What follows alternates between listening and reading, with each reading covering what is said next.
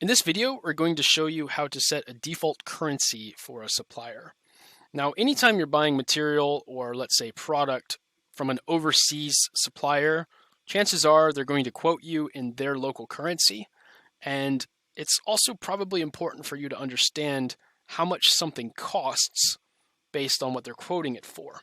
So for example, if we're looking at, say, our materials of paint, when we're being quoted for brown paint, we expect it to be about €8.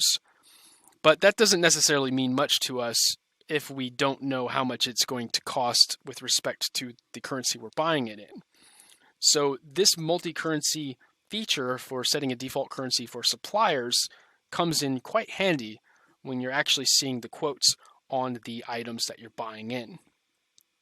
So as a simple overview, what happens when you buy an item in a different currency? You'll buy it in the currency that your supplier quotes you at, and whenever you purchase it in, it will be converted, and then it will become a cost in your presently base currency. And so getting that costing correct with your suppliers can be tricky, and that's how this feature helps. So a couple things I want you to note here is we have an item card open for paint, and we have a default supplier, which is called paint supplier, and we have the supplier, a currency listed here in euros. But if we're buying that paint from, let's say, the United States, we're going to probably pay in US dollars. And this is where this comes in handy. These are presently our default purchase prices, more or less the budgeted costs that we intend to spend on these different paints. So we'll always have a general idea of if we're above or below our costs once we know how much we're paying for those items. So I'll show you how this looks. You go into your contacts list very much in the same way you did with setting a default currency for a customer, but instead you choose supplier. And for paint suppliers we have here, you'll change the currency to USD from this list down below. And there it is. Now, it's going to come up with a little warning, which is kind of confusing when you first look at it. But when it comes to the way that Katana is working, is that every single item card will have a default purchase price. That, by default, is what appears on a PO whenever you make a PO, right? Now, there's a slight catch. Any item card, like our paint, that has a default supplier will then now convert the default purchase price from your base currency to the default supplier currency. So the cost will appear in a different currency other than the one that you have set on your Katana account. But this is totally acceptable. What you're going to see is you're going to see that your default purchase price has been converted to the price that you're actually paying for when you do a currency conversion from what you're buying it at to what your supplier's currency is. So it's going to ask you, do you want to convert those prices based on the most recent currency conversion rate?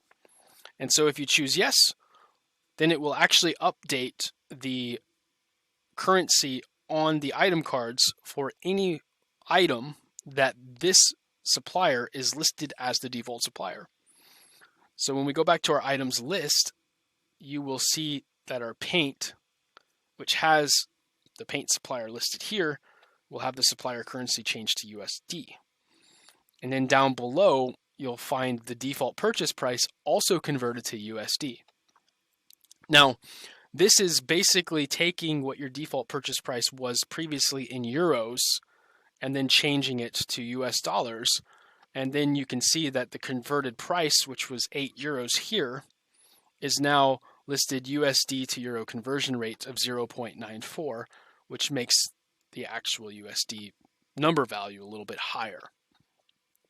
So that's how that works.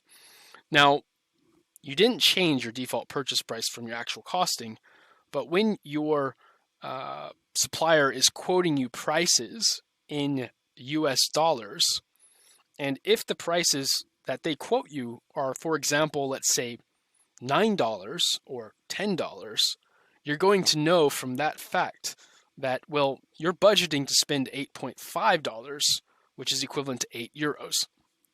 And so you would be spending more money on that material and losing money as a result of buying it if you hadn't had any idea what you're actually spending.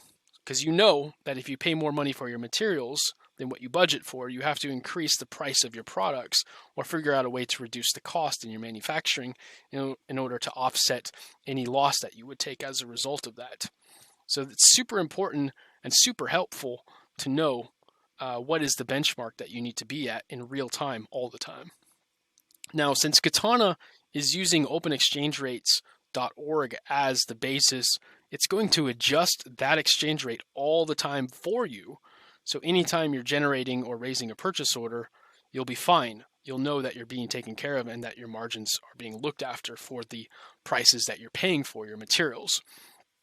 So let's go ahead and raise a purchase order with that supplier and see what happens as a result.